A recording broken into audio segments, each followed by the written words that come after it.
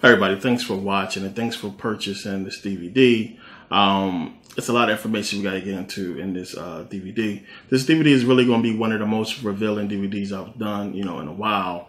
We're really going to get into a big chunk of the overall message, which you'll understand, and really go further into what we talked about in Buddhism Part 2. We want to really get more deeper into that. But I want to thank you guys for taking the time to purchase the DVD or download the video, and support, what I've been doing for a while now. And I really appreciate the support from all of you guys around the world. I'm really appreciative of the support and the effort that people have really gone to basically show me that they really want to get this information and they really trying to understand, what I teach, what I'm talking about. So, it's cool that so many people are now starting to open up more and get this information and understand it. And as I said before, it's a hunger, not just in America, but around the world, for people to get this knowledge. A lot of people are coming into right knowledge and starting to understand and starting to see the clues and understand that there's something wrong with religion and wrong with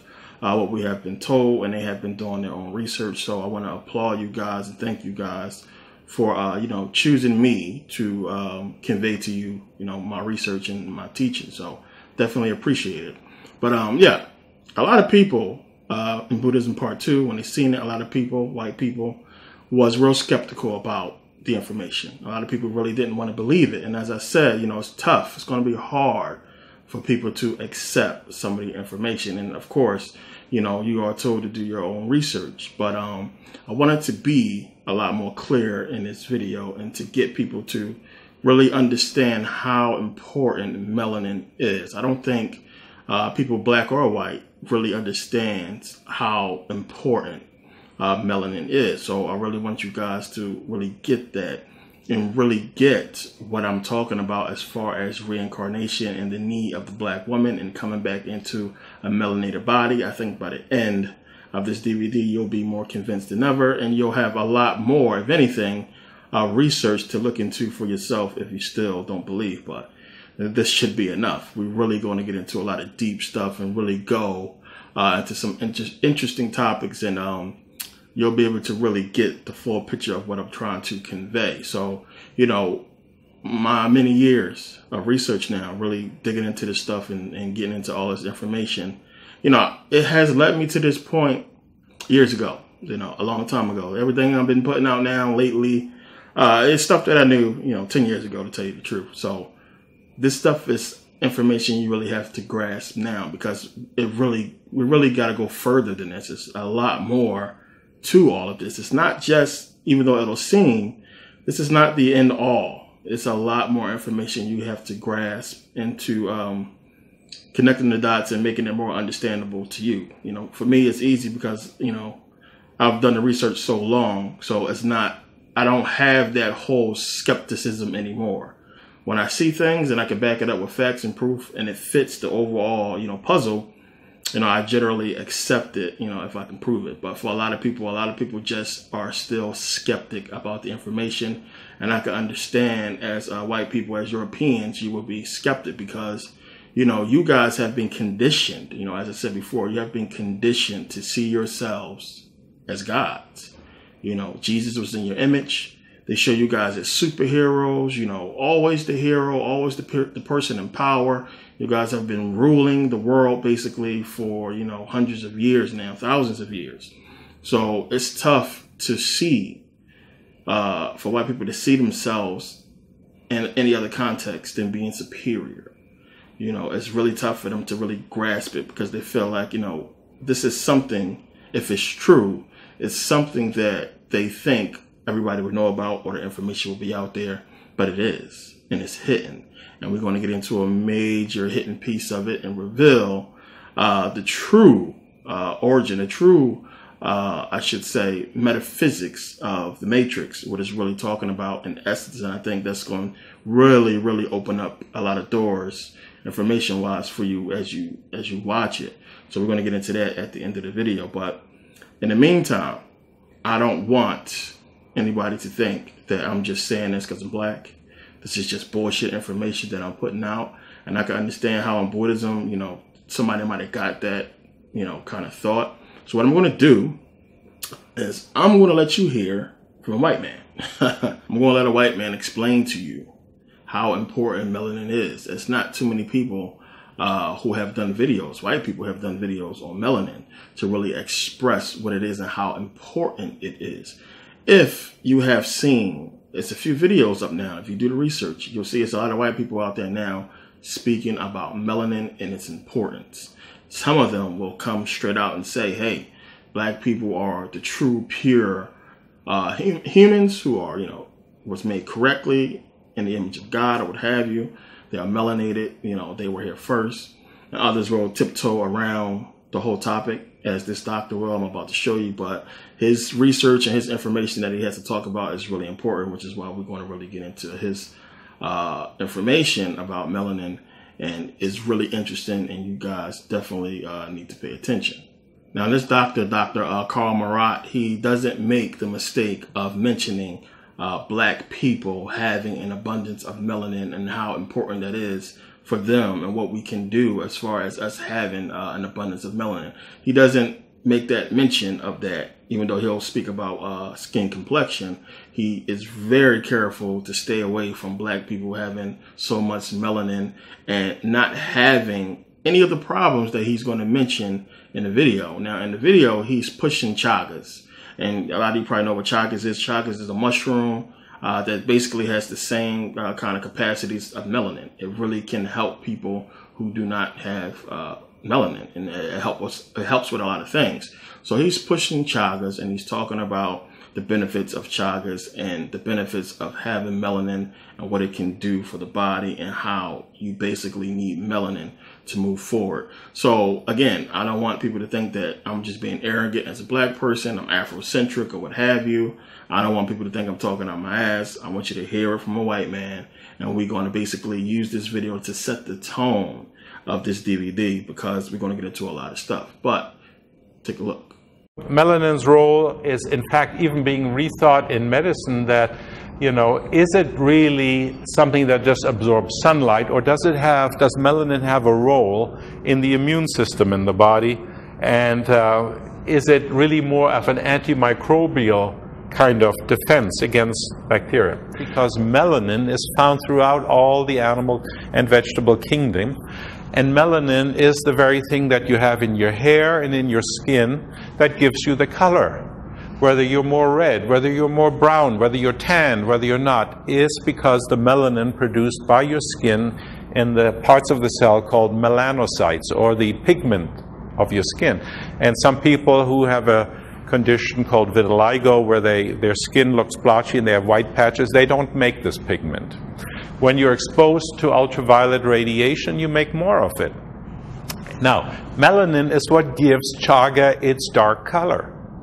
That's what's so rich in this mushroom compared to the other mushrooms.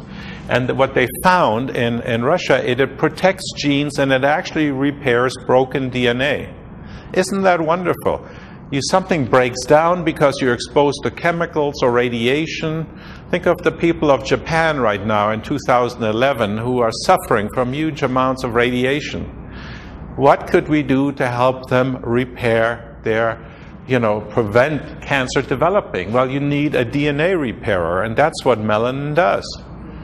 Just think what you can tell people who have families over there and so on. So this is a complex molecule. It's found in the brain. It's found in your adrenal glands. It's a powerful free radical scavenger. In other words, it helps the body prevent this oxidation, so it's an antioxidant. And I believe this is what makes chaga, among other things, one of the more special mushrooms that are out there. Now, I'm going to jump in a couple times through this video to explain a couple things. First, let's see. He basically is expressing melanin and the benefits of melanin. And as I said, he fails to mention that Africans have an abundance of melanin. Now, he's talking to these people, who is probably a big room of white people, and explaining the benefits of melanin. Yet he lacks, and he fails to mention to these people that they lack in melanin severely. He fails to mention that they really need melanin and that they lack in melanin. He's given all the benefits. He's not going to mention the fact that Africans have an abundance of melanin and all of these benefits and everything that he's speaking about that melanin provides, we don't have to worry about that because we have the benefits because we are, melanated people. So he fails to put African people in that lane and showing that we are melanated and we don't have these problems. And yes, he says that, we all have melanin. It's responsible for our skin color, what have you. Yet again, he fails to tell these people that they have a huge lack of melanin, which is why he's pushing chagas. I mean, we all have melanin and melanin does all these beautiful things that he's talking about in the video.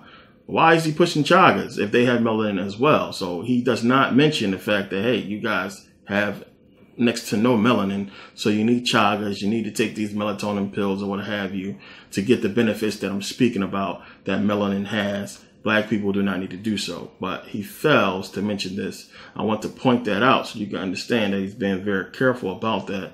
And a lot of people who do speak on melanin do so because they just can't talk about it. They don't want to talk about race. They don't want to get into it, and it's hard for them to admit that, Africans are, genetically superior, to Europeans. So we're going to get back into the video. Now, just look at this. I hope you can read this, that 40% of the dry weight of chaga is, made up of these water extractable substances, and more than half, when you dry it, of that extract, which is 25% of the original material, is actually this coloring, this melanin. It's called a chromogenic complex. It's another name for it makes a dark color. It's a dark color complex, and 25% of this mushroom is made up out of this. It's its most distinctive feature. Now, and again, this is in that paper by Shashkina. That's on the website. You can learn about the chemical and medical biological properties of chaga, a review study translated out of Russian from 2006. And this paper basically says, there are these polyphenolic, chromogenic, human-like complexes present in chaga. In other words, it's the dark stuff. The dark stuff, the black, brown stuff in chaga, what makes everything look so dark, which just, put it on your skin and it looks a little darker, but somehow it improves in things, as we'll talk about in a minute. That's what's in chaga. And they studied this, Babetskaya studied this in 2002, studied this melanin complex, and says it protects the genes in your body.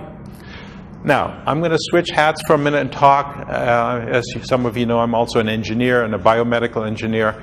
And I've designed equipment that we took to the top of Mount Everest and did the first scientific studies on top of Mount Everest to find out why people could live up there. A very rough environment because there's no oxygen there to breathe. And with no oxygen, your brain isn't very happy, and neither is all the cells in your body. So up there is less atmosphere, and there's an awful lot of light. And so I got really interested back in the 1980s when we did this kind of work with the University of California in San Diego, where I was doing a postdoctoral fellowship. I got really interested also in light. Now, the visible light in the electromagnetic spectrum is only a small part, and it's the colors from, the deep reds to the purples. But it's in this very narrow band. Below that there is infrared or warmth, infrared light or warmth, microwaves that we use for communication nowadays with our cell phones and Wi-Fi and so on.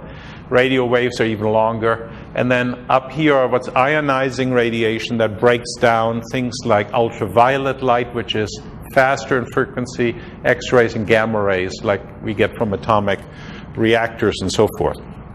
So light is a very narrow part of the spectrum in what's called nanometers wavelength, 400 to 700 nanometers.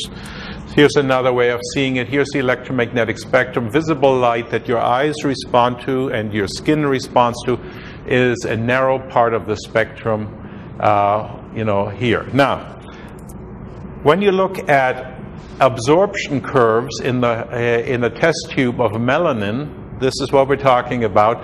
You can see in the blue part of the spectrum over here, the short wavelengths, which is higher energy, melanin has a lot of absorption, and it falls off a little bit, but it's in the same region that our body absorbs also light in forms of hemoglobin when you oxygenate your blood, It's also in that same region. And when you deoxygenate your blood, when the cells take the oxygen up, then you get the bluer blood, which is venous blood, and it's in the same region where melanin absorbs it. It has a very broad absorption of energy. Picture. Okay, it absorbs light and warmth very, very effectively, and it modulates something in the body. And melanin, you can think of, is very analogous to the chlorophyll. That's the green stuff in plants. What makes the plants green? Chlorophyll. Chlorophyll is the same molecule as hemoglobin that's in your blood, except hemoglobin has iron in the center and chlorophyll has magnesium in the center. It's like liquid green blood, okay? Now melanin has the same kind of ring structures and so on, and it makes very complex structures, and not all melanins are the same. As we'll talk about in a minute. In fact, there's somebody even studying that and wondering whether energy is directly absorbed from the melanin in your skin and transformed into energy in your body. Okay? And they even think about could in the future, and they're developing this now, they're taking melanin and making batteries out of them that store energy from the sunlight directly. It might, in fact, become a future source of how we're going to generate energy. Now, let's get back with that little bit of physics background. Let's talk about melanin inside chaga and melanin inside the body.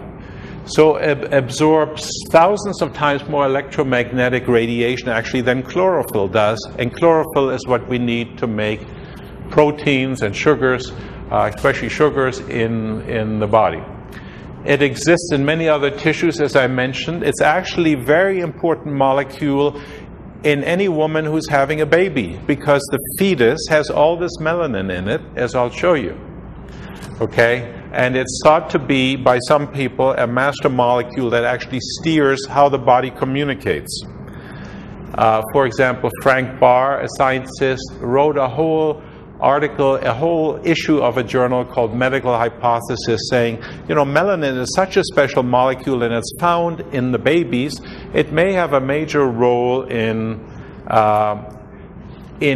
steering things in the body, in the whole regulatory system. Melanin's role in embryological organization, that's in the baby's organization, and tissue repair and tissue regeneration may be connected to the major role that it plays to balance the body, that's called homeostasis, in the autonomic, neuroendocrine, and immunological system. So in other words, melanin may play a much bigger role than just absorbing all this radiation, and when you get it into your body, it actually has a major effect on your immune system. Here's a picture of a baby at 35 days of pregnancy, and this is the eye of an embryo inside a mother. It's a very tiny little thing. Notice that the eye is pure melanin.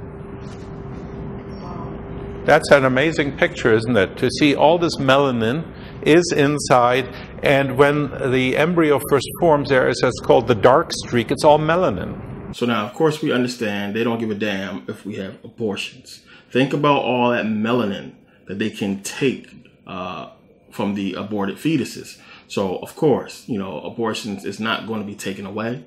They can tiptoe around it and say, you know, it's moral reasons and it's, you know, issues with it. But really, they're not going to take away abortions because of those reasons and because, you know, they actually sell melanin and they extract melanin. So we understand the importance of it. And this is why, you know, they don't really give a damn about abortions. So imagine if they convey this information that he's given on melanin to people in school, to white people everywhere. This is something that a lot of people need to understand and know. Now, of course, you know, back in the day during slavery and after slavery, we have been constantly attacked about our genetic inferiorities to the Europeans, you know, because of their ignorance. They believed that they were superior. You know, we can go to Hitler and this whole race science thing that Aryans was somehow, you know, superior to everybody else. You have the KKK, you have white supremacists, the neo-Nazis or Nazis or what have you, who believe this, and they have this this feeling. They have this ideology based off their position in the world today, which is they are in the position of power, the European race. They really hold on to this ideology that because they are in this position, that they are somehow superior, not understanding that, Africans was easily defeated because we were a spiritual civilization, and we could never conceive doing such a thing on a grand scale as far as enslaving, people, white people or what have you, around the world for labor. So if they actually told people or taught this to a lot of people about melanin and how it really affects the body, then people will begin to see African people in a different light, and which is why they're not going to teach that, because they just can't come to grips with it, and they don't want to admit, the problems they have in the fact that Africans would be superior genetically to Europeans. So they're not really going to get into that, but we understand that they already know this. They've been stealing our organs, for a long time. Our organs is basically covered in melanin. They understand the benefits of it, as you just heard. And this is one of the reasons why, we have been seeing so many people have their organs stolen. And I don't think the movie 7 Pounds was a coincidence. We have a young black man, Will Smith, basically, killing himself and, giving away his organs. So I don't think that's a coincidence. They always put out movies as to a sign of things that they have been doing or are getting ready to do. So let's continue the video. Okay, here's an example of a plant. It's an eggplant that has melanin in it, and a genetically changed one that is no melanin in it. Notice the size of the two difference. I mean, this is an indirect indication that melanin, directly can transduce energy in the vegetable kingdom. Now, the body is a living matrix, and you really want to get this, because this is kind of part of the operating system of your body. And I know that as we're talking about it, you really have to strain a little bit to stay with me, but I think it'll make some sense here. The body is actually a communication system where everything is connected to everything else, and it works through light. It works through light. It's called biophotons. And in this communication system, cells have connections to other cells called integrins, and electrons and light flows between cells. So it's like a supercomputer. Your body is like a supercomputer, and the skin is connected to every other part of the body. Kind of like a spider web, where everything, when you tug on one part of the spider web, it connects to everything else. And so these cells connect to the connective tissue, which the skin is part of, and it all works like semiconductors. Now, semiconductors, like computer chips, are made out of silicon. These are living semiconductors. Your body is made out of this complex supercomputer that figures everything out, and this is what energy medicine is all about. And when you put chemicals or drugs or lotions or pesticides or mercury from dental fillings that are leaking into your body, then this matrix gets upset. This matrix does not function. The energy doesn't communicate well. And this is where chaga is, I believe, very useful, because it helps you detoxify from all of this. Now, here's another form of radiation that's now in our environment. It's called, this is from 1990 to 2007. This is the exponential rise of cell phone use in the United States. This is the increase in 2000 to 2010 of radiation in the environment. This is what we're living in. Here's an example. I just brought one of my little, this is a meter that measures the microwave in this room that you're sitting in. Okay, this is measuring that. You can actually hear, the wireless. I can point it exactly where the most radiation is coming from. These are the communications. That is your Wi-Fi that's in this hotel. This is what people are living in nowadays. In this, we don't know it because you don't feel it, you don't have a sense for it. You need a machine, or in this case, a microwave detector, so you can see it. So I'm mentioning this is because we are changing as a species, and the kids are changing. Have you noticed how the kids are changing in school? They're not learning so well. They're living with their iPads and their iPods and their cordless telephones and everything else, and they're constantly being irradiated. Well, the studies are coming out of Sweden now is showing that after 10 years, exposure to cordless phones and cell phones, if you're under a teenager doing that, you have a 5-fold increase in brain tumors. Now, this is not being generally talked about, and I don't want to scare people. I just want to tell you what the studies are beginning to show, and it's highly controversial. But you need to do prevention about this because everybody's using these communicators, and if you read the fine print on them, it says, don't put closer to 1 inch next to your skin. Look, read your manual. It's a really fine point if you have an iPhone or, if it's a BlackBerry, it says 1 inch. So, this is microwave radiation, but it's modulated once, as you can hear, and that's what the body isn't happy about. So, because of this radiation, there is about now in cities between 100 to a 20,000-fold increase in background microwave radiation since 1980. Because we've put cell phone networks up, now we're putting up smart meters on people's houses in California. They're all using microwaves, and everybody says, well, they're not affecting anything. But we have shown studies, many scientific studies, that it causes DNA breakages, and the body generally repairs this DNA.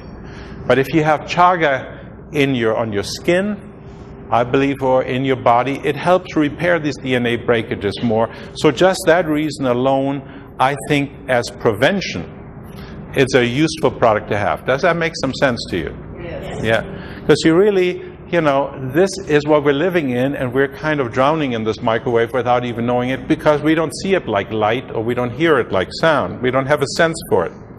And these things take a while. So melanin has a high antitoxic potential and helps enzymatic processes. It's a non-specific protective agent. It helps against mutation. It's capable of interacting with other chemicals called xenobiotics that cause oxidation, like heavy metals and other things. The body gets rid of them. It's one of the biggest things. And it has a photo and radioprotective activity.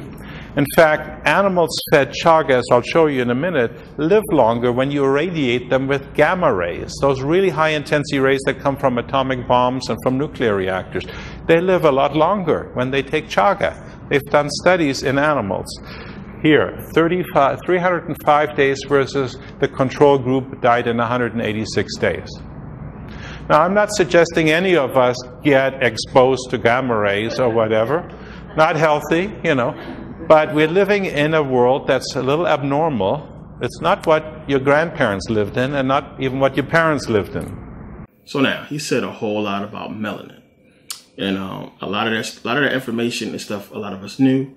A lot of it may be new to some of you, but it's very important information, and it gives you a clue that you really have to think deeply about as to the effects of melanin and how it's really needed in the body. So now, to get something out the way first, this is what you have to understand, what he didn't really put in the video, which I'll explain why he didn't. You have to understand first, there is no such thing as melanin.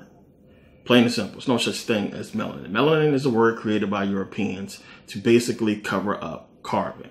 Carbon-12. Carbon-12 is really melanin. I know a lot of you probably heard about this or know about it, but we're going to go into it a little deep here so you can really understand what this is really all about. So I know you probably say, well, what's all this stuff about melanin we just watched?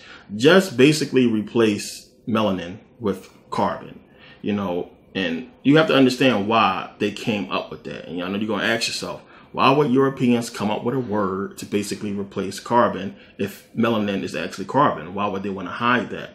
And we're going to basically answer that question by, posing another question. And you have to think to yourself, wouldn't you think at some point in history, some point in time, Europeans did research to figure out what is it that make black people black? You have to think at some point they did that study, right? Of course they did. And when they did that study, they came to the fact that, one, they have a lot of problems themselves and they lack an abundance of melanin that is really important and essential to life, to being a human. And one of the reasons why they hid it, why they basically had to change the name to melanin, It's simple. It's because melanin is not an element.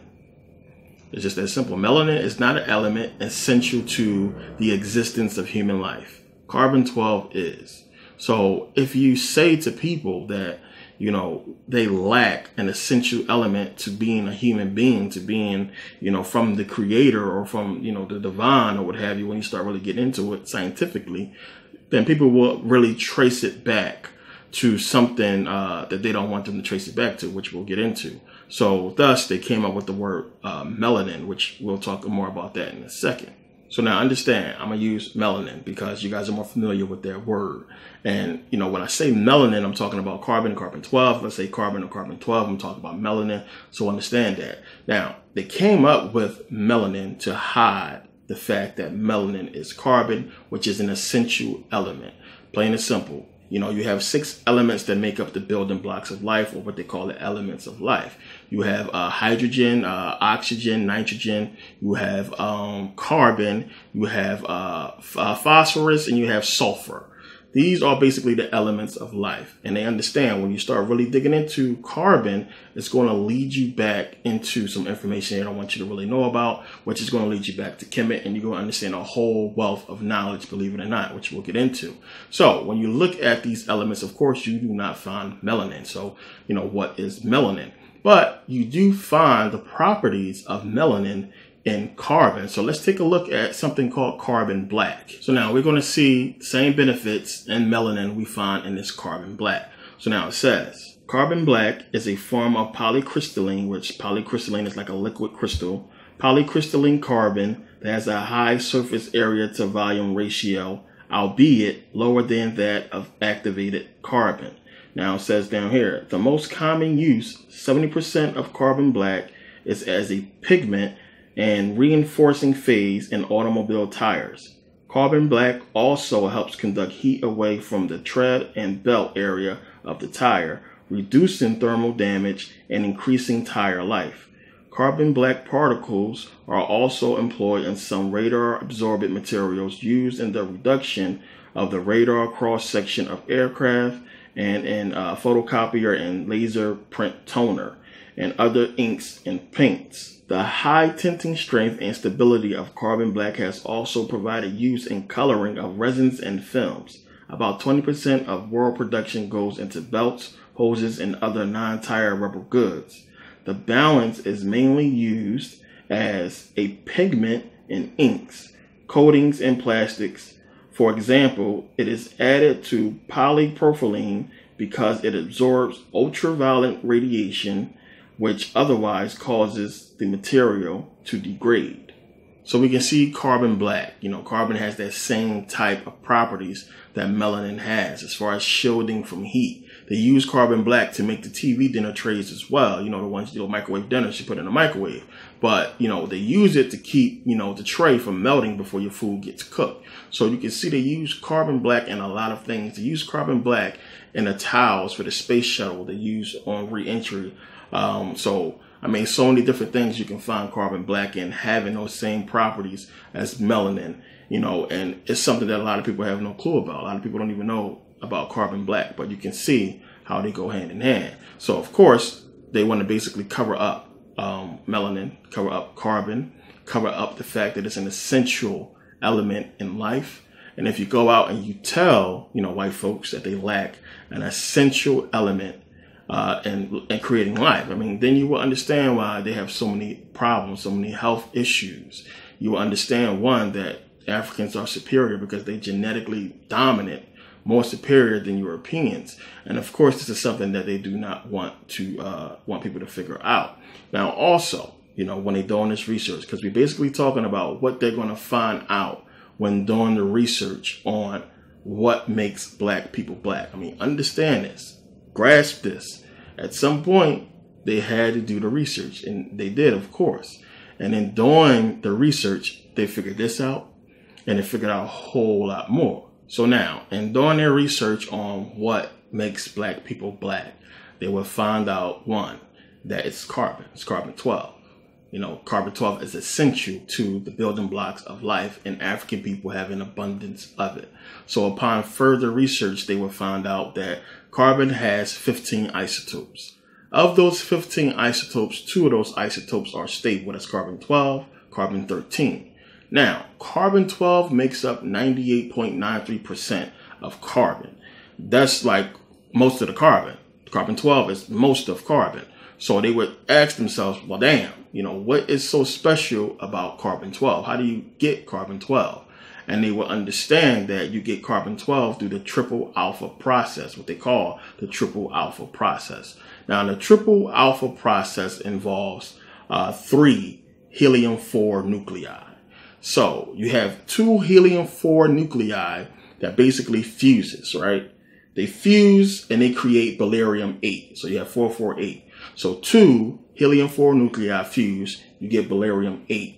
That barium-8 then fuses with another helium-4 nuclei and gives us carbon-12. So 8, 4, 12. So then carbon-12, we know carbon-12 is 6 electrons, 6 protons, 6 neutrons, which gives us carbon, which gives us man.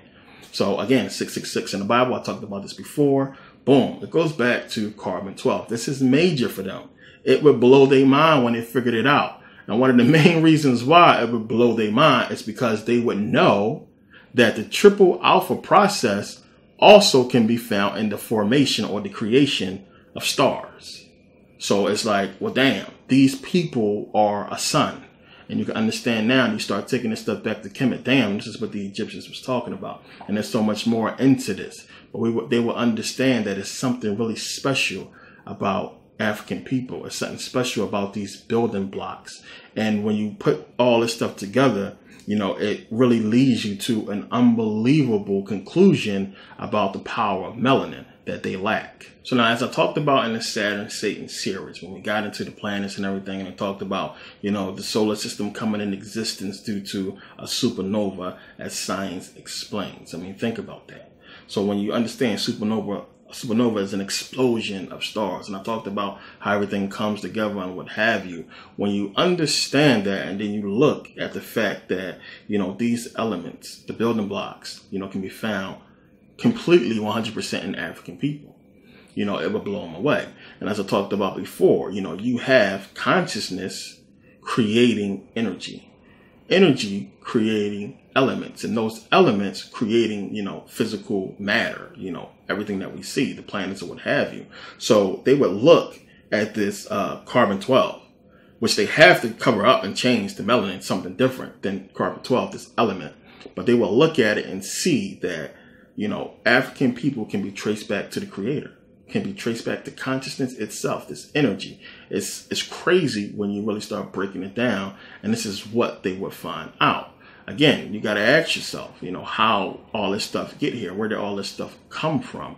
And when you understand, again, consciousness creating energy, energy creating these elements are the building blocks for everything that we see. So what basically scares them, and any scientist, any real scientist, or anybody who really studies, physics, who studies the universe, the stars, what have you, this is so easy for them to basically get, and it's tough because you have most of the scientists and physicists being white people. And for a lot of them, they would not come to this conclusion, and they most certainly probably wouldn't write about it and put it out there for people to criticize them on and call them traitors or racist or, anything or what have you. So this kind of information is just really known in, secret societies, and it's just not really put out there, for people to really just get easily. So you have to understand, one, if the universe, the creator, God, whatever you want to call it, if the universe manifested itself into a physical body, it would be the black woman. It's just that simple. They understand that. So now check this out. You have consciousness creating energy, energy creating elements, those elements creating the physical material universe that we see. Black people are made of those elements. We are energetic beings. We have a consciousness. It's just that simple. So the consciousness of the universe, the consciousness of God or what have you, creating the energy, creating the elements and the physical material reality of this universe that we see today is the same as when a black woman gives birth to a child. So the black woman is basically a physical manifestation of God, the creator itself. So when you understand how the building blocks work and you start backtracking and putting this stuff together, this is the conclusion that they will have come to, and basically trying to figure out what makes us black. And they did this a long time ago, and they understand it. And when they understood it, things changed, plain and simple. So there's no way you can do the research. You can do that research on what makes black people black and not find this out. So what do they just say? Oh, it's melanin. It's a pigment. And notice what he's saying in the beginning of the video. He says, oh, well, is melanin just something that just makes our skin black, or is it more to melanin? You know, understand that, because that's what people have been told. Oh, no, it's just melanin. So think about it. They did the research. What makes black people black? What is it? And they found all of this out. So they just said, no, it's called melanin. It's this pigment stuff that just basically makes your skin black. That's all it is.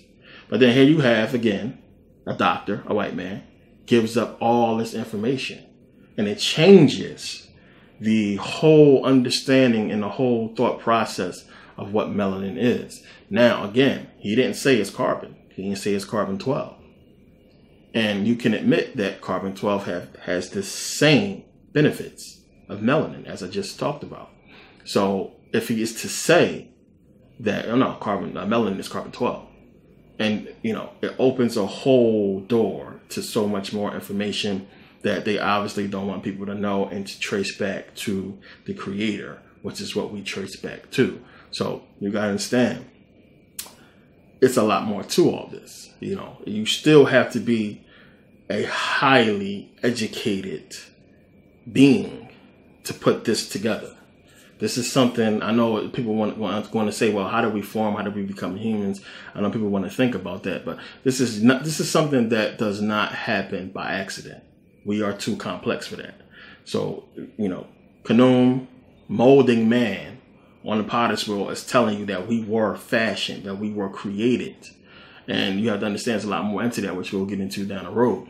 So it's not like, you know, Big Bang form and the planets form, and then eventually we just formed out of nowhere. We were created by something, because it's too complex to just happen, you know, like that.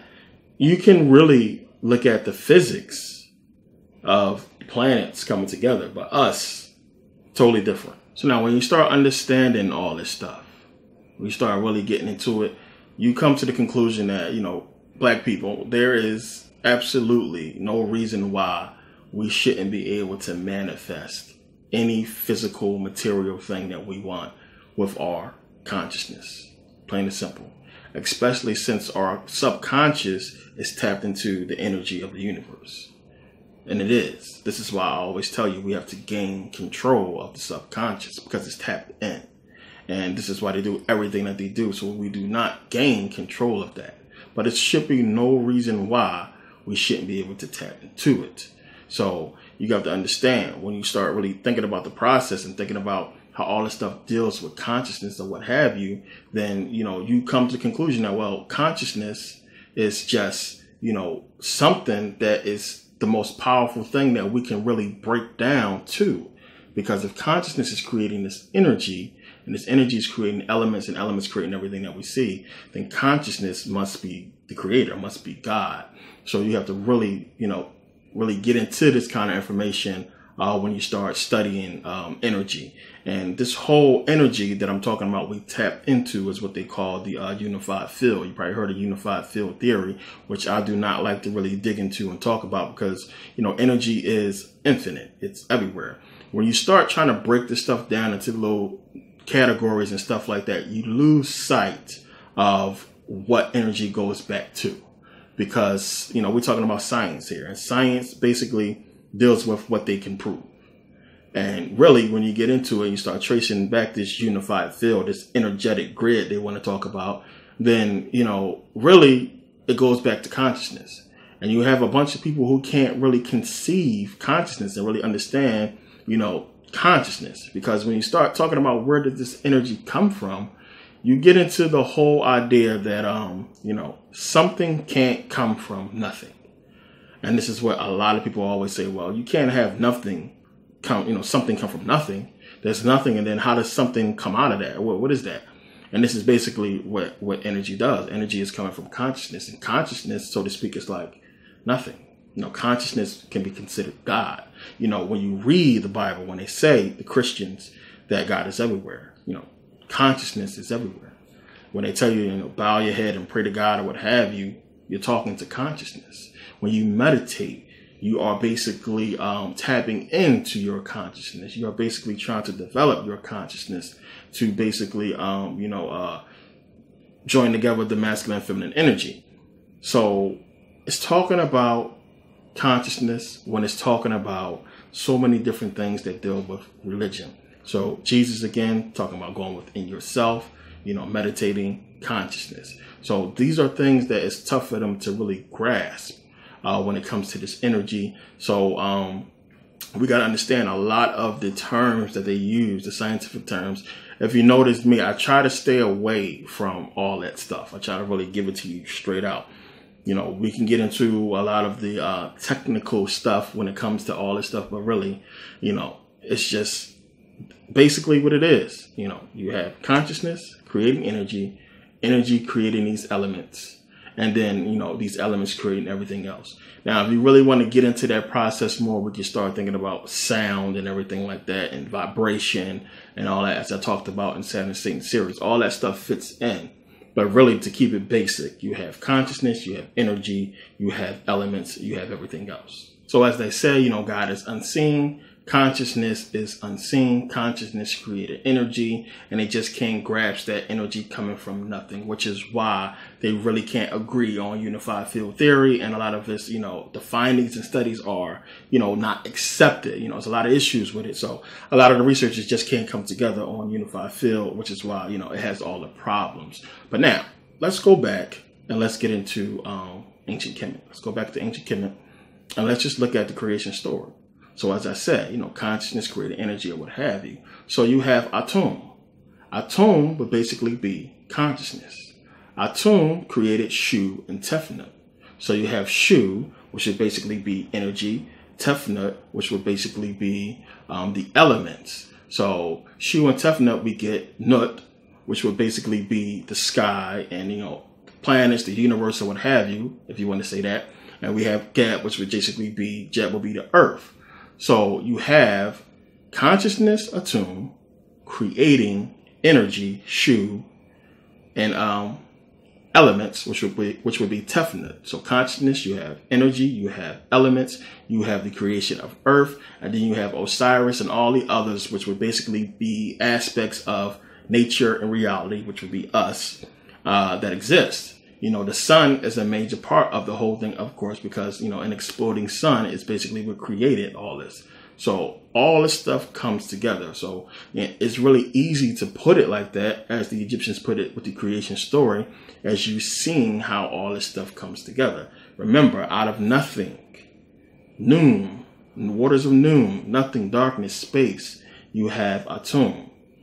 So Atum, consciousness. Remember, as I said before, consciousness needs existence in order for itself to exist. Consciousness needs something to perceive in order for it to exist, basically. So consciousness perceiving existence. And when it perceived existence, it became aware of itself. And then consciousness moved. And in moved, you have energy.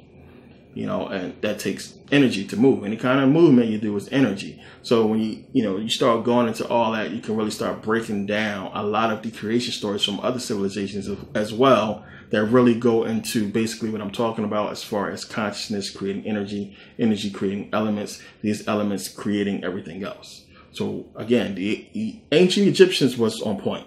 The Egyptians was on point with the information. They really understood what this stuff was about. And the reason why I break it down the way I do is because they break it down so easily for people to understand. So we talked about before how a lot of people don't want to count the, let's just say, the decipherment of the Egyptian hieroglyphics. And you just can't make this stuff up. The Greeks didn't know it. There's no way that they could really understand this information until, they was taught by the ancient Egyptians. But the Egyptians obviously clearly had this information.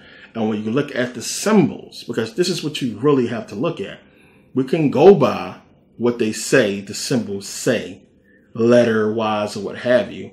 It don't always equal up. I like to read the symbols itself. I like to look at the actual symbols, and then you can start putting it together like a picture, like as far as what it's trying to say. But we can only speculate on some of the stuff. But when you start putting together the pictures and putting together information, and you start getting stuff like what I just said, it all start to make sense with actual science. So we got to think about all the civilizations that basically revere the sun and worship the sun or what have you, how they must have had this understanding about the sun and about, this whole process. So the sun, this is why they coupled the sun with Atum. So you have Atum, which I said is consciousness creating energy, elements, what have you. And they coupled them with the sun, Ra, Atum Ra, because the sun, again, exploding, that supernova creates everything too. So you have Atum Ra, you have consciousness and the sun being creators. So this is why, you have the whole thing with the sun and Atum Ra and everything else. And when you really start getting into Egyptian mythology and all the information, it just all adds up to things that we already found in science and physics. So this is stuff that it's like, when people talk this stuff about Kemet and start talking against it, what have you, it's proven. It's just no way around it. It boggles the mind when you understand how much they knew and how they metaphorically put it into these mythologies, and it all goes back and relates to math, science, physics, or what have you. It's an amazing thing. So now, of course, they had to come up with the word melanin to cover all this stuff up, because believe it or not, when they start doing their research, it all goes back to here. It's just no way around it. When you start digging, because that's what I did. I did the research myself, and I started digging, and it leads you there. So, they obviously, it took them somewhere where they didn't really want to go, and they don't want people to know, thus melanin. So now also, when you look up the etymology of the word melanin, you see it's Greek, of course, Greek. So melanin, goes back to Greek. It means black. And the more interesting thing about this is the word basically began in the mid-19th century. So we're talking about the mid-1800s. So you got to ask yourself, well, damn, that's recent. What was they calling it, before that? Did they know about melanin before that? Obviously they did, because they knew about carbon. Carbon goes back to the 18th century. We're talking about the 1700s. So they knew about carbon. So they understood this stuff. So again, we're talking about a fairly new word created by the Greeks. And we know if the Greeks created it, and it pertains to black, we know what they were trying to cover up. So melanin itself means black. It goes back to blackness. It goes back to carbon, blackness. And we can understand this stuff when you really start getting into it. Now, Denzel Washington's first movie, Carbon Copy. This movie came out in 1981. It's Denzel's first movie. Now, Carbon Copy, in this movie, you have Denzel Washington, black kid, basically going to his father, played by George Segal, a white man, and telling him, hey, I'm your son. So, carbon copy means an exact copy. So it's basically a play on words, because Denzel is clearly not an exact copy of George Segal, him being carbon or melanated. So I think that, one, you have to think they could have cast a more lighter person. I always thought about that in this movie when I watched it. It's a good movie. You have to think that, damn, it would be smarter for us to cast a light-skinned black guy, to make it more believable that this black kid is from this white guy. But no, they cast Denzel, and you can see he's clearly 100% black. No way he's mixed with anything. But I think that they did that to show that, melanin is carbon. And that, I think they wanted to show that, the stereotypes and things that black people of color go through because of their skin color. So, I wanted to point that out. But the movie was called Carbon Copy. And, and doing this research when, it just popped up in my head, carbon copy, carbon, black, melanin, about a black kid. It can't be a coincidence. So now, as I said, I really wanted to prove my point on what I talked about in Buddhism Part 2, so you can really understand. Now, believe it or not, I have basically proven my point about the esoteric occult understanding of God goes back to the African melanated people. It's just that simple, whether you choose to accept it or not. But I'm going to go further and prove my point. So we're going to go into the Bible. We're going to go into a couple more things. So now, remember, Dr. Karl Marat said this. The body is actually a communication system where everything is connected to everything else, and it works through light. It works through light. It's called biophotons. And in this communication system, cells have connections to other cells called integrins, and electrons and light flows between cells. So it's like a supercomputer. Your body is like a supercomputer, and the skin is connected to every other part of the body. So now let's go to Matthew 6:22. It says, "The light of the body is the eye. If therefore thy eye be single, thy whole body shall be full of light." Clearly, it's talking about the third eye. So now understand, as Dr. Karl Marat said, melanin is a conductor of energy. It can concentrate energy and absorb light. That energy, that light, is you.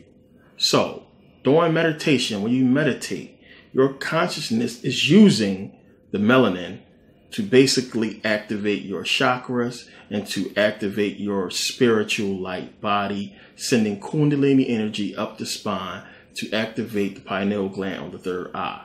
Now, the third eye, the pineal gland, is the only thing that can fully tap into your subconscious. And white people have a calcified pineal gland and next to no melanin. So understand, melanin is the driver of your Kundalini. Melanin is the driver of your spiritual vehicle. It is the pilot, the captain of your vessel.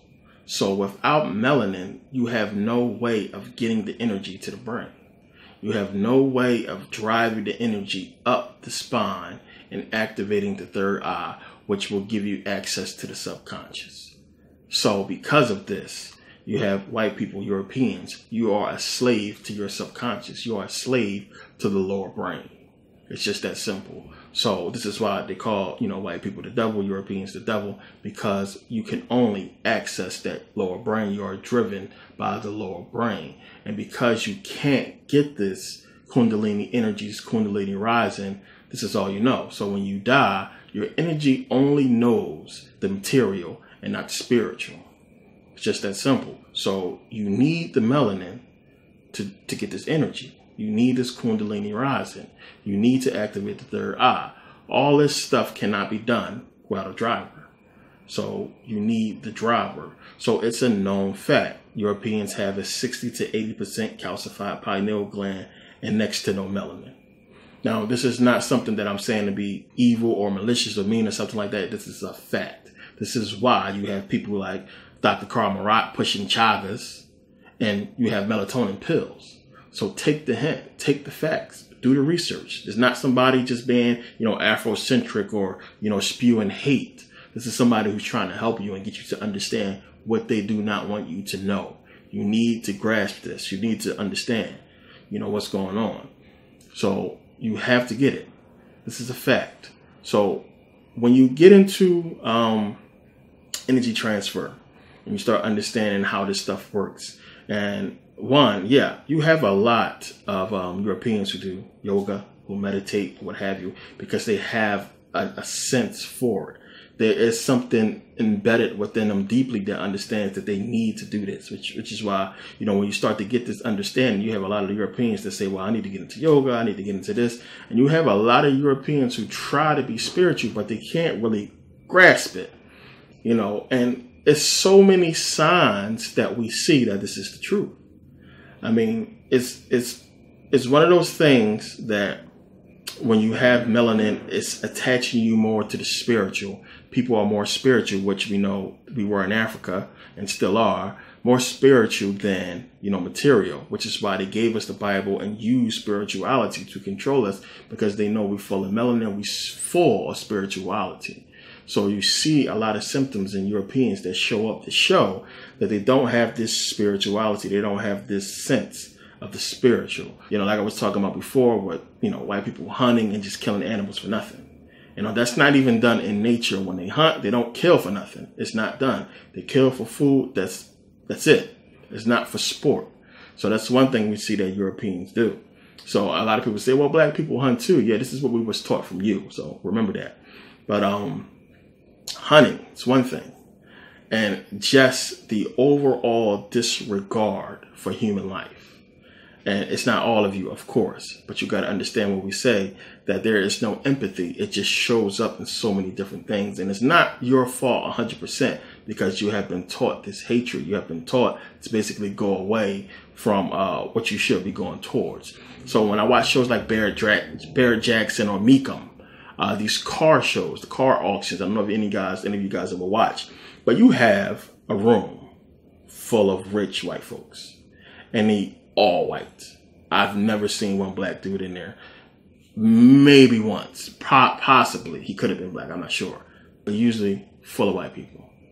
And they spend thousands, hundreds of thousands, millions of dollars on one car. A car that they just going to put in their collection and sit and look at. And his children starving all over the world. This is what I mean. Not having the empathy of the implications of that. And we can see with hip hop music how they try to get us to basically do these same things. You see black people buying Bentleys and spending all this money. And this is what we have been taught through this system, to basically try to, destroy what makes us spiritual. So we spend all this money on Jordans and stuff that we can't afford, and we not understand. They basically trying to change us into what they are, either to mask who they are or to make us who they are. And then they try to become who we are because we see they copy us. But you got to understand, the signs show up of a non-spiritual people. We're more spiritual. You have a lot more black people be going to church. A lot more black people was into it. And what really gets white people stimulated with the whole religious thing is not just the fact that Jesus is in their image, but it's a mental thing. It's just like, it's knowledge, information. They really go hard based on the information what has been taught for thousands of years. They go hard based on what they believe is proof and evidence of it, not in a spiritual sense, but in the sense of factual information, what they believe is true. And you have a lot of Europeans that just want to believe, well, Jesus was white. The Egyptians was white. We get this argument that they want to believe that it had to be white because we ruling, we on top, everything white, white, white. And they can't grasp this concept. They can't really grasp when you start really digging into this stuff, how, it really goes back to African people. So now and again, it's not hard when you actually start doing the research to understand about the pineal gland and understand about melanin when you really start digging into it. And again, it's a lot of people out there beginning to start talking about melanin because they start to understand they have been lied to, and it's a lot more to melanin than people understand. So again, I know a lot of people are in denial about this information. A lot of people just don't want to accept it. I got a lot of emails from people who just really couldn't grasp it and had a hard time. I was called Afrocentric. A lot of people was really upset about the information, but it's going to be a lot more clear in this video. You got to understand that the information is out there. They would not be making chagas or pushing chagas. This Dr. Carl Marat would be pushing it if this wasn't true. You wouldn't have melatonin pills if this wasn't true. It's true. It's information that's out there that you can figure out for yourself. So people are not just out there being Afrocentric, which I hate that word, and they're not out there trying to bash white people and make you look bad. It's a simple fact that your own white scientists are speaking about, and more researchers are doing research on, because there are a lot of benefits that melanin has. There's so many diseases and illnesses that white people just wouldn't get if they was black. It's just that simple. So melanin is important, and it's important for people to start knowing about it and its effects and understanding, more importantly, that African people have an abundance of it, and that we are the original man, and that you basically need us to figure out the problems with yourselves. And this is one of the things they don't want to do, because then you have to look at us in a different light. But back to the Bible, the whole body is, the eye is single, the whole body be full of light. The light of the body is the eye. What is it talking about? It's talking about the pineal gland, of course. Now, the pineal gland emits light. How many people knew that? The pineal gland actually emits light. So now, in talking about the pineal gland, I'm going to read here. It says, it is already known to release various chemicals into our body, including a derivative of the feel-good chemical serotonin called melatonin. This hormone affects the modulation of our waking and sleeping patterns, but also affects our sex drive according to the seasons. Viagra. Excuse me. Though scientists still admit that they still don't yet have a complete picture of the pineal gland's function. Of course they do. Bullshit. It is located in the hidden center of the brain. It is pine cone shaped and no bigger than a raisin. Incredibly, it is actually bioluminescent, so glows within the darkness of the brain as if lit by a tiny light bulb, and it has also been found to be sensitive to light. Interestingly enough, the anatomy of the gland actually consists of a lens, a cornea, and a retina, just like our eyeballs. Also, according to scientist Dr. Graham Blackwell, a large number of small crystals have been found in the gland called calcite microcrystals. They bear a striking resemblance to the calcite crystals in the inner ear that have been shown to exhibit the qualities of an electric field known as piezoelectricity. If the pineal gland crystals exhibit the same qualities, then this would prove a means whereby an external electromagnetic field might directly influence the brain. And of course it does. So again, it's talking about, you have melanin. It's talking about the pineal gland. And as I said, melanin being the driver of the vehicle, this energy to affect the pineal gland.